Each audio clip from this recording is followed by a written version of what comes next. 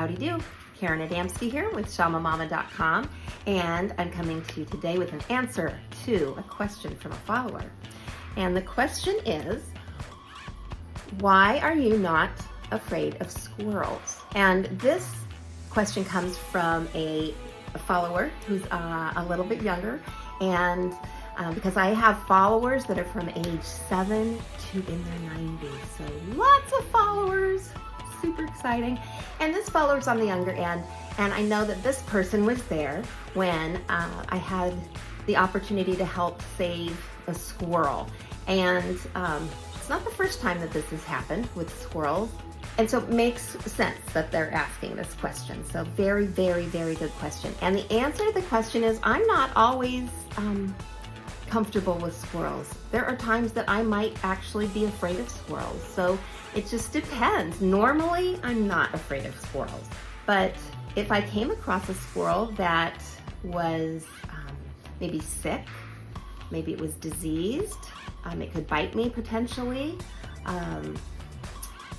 a squirrel that's not acting quite normal, maybe it could have rabies. You need to be careful about things like that, because those kinds of things do scare me. But that could be said for any kind of animal or any kind of person. When they're in a place of stress, they could potentially lash out in a way that is harmful to the person that's trying to save them. So in those situations, I am a little bit afraid, you know? So I think I'm just like everybody else out there. So I don't have any special powers that make me immune to being afraid of squirrels. And anytime that you're working with an animal, it's really good to keep yourself super grounded, super connected, block out everything else, block out all the people who might be telling you what to do or worrying about what to do or asking questions. Block it all out and zoom in just on that animal, and you focus right in their eyes, and you talk like that, and you let them know you're going to be okay. I'm here to save you. You know, so it's an energy thing, and animals pick up energy way faster than people do. Us people, we used to be able to do that really easily a long time ago, and we still can do it.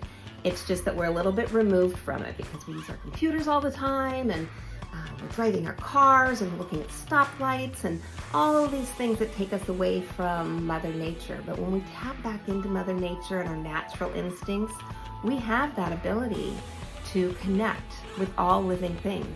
So when you find a squirrel, for example, who is in a state of panic, it's important to be able to come to that animal with calm energy and grounded energy.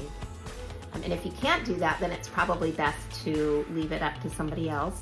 And that's always a good idea. You know, you can call the Wildlife Society in your local area. They're trained for this, you know, so calling somebody who's going to be able to have the tools and the knowledge to do that is really important, because if you don't know what you're doing, you could actually harm the animal even more, right?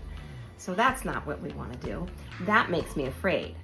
And I'll bet if you sit down and you really think about what would you do if you were walking on the beach and you came across an injured turtle? Or what would you do if you came across a raccoon that had a broken leg? What would you do?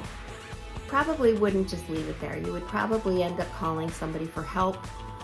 You probably know somebody who might have some knowledge, and you would go to them, because that's what we do. That's how we care about other living things. But it's not always easy, and sometimes it is scary. So thank you for the question. It's a good question. Sometimes I am scared, but I always want to do the right thing. All right, keep those great questions coming. I look forward to answering the next one. Namaste.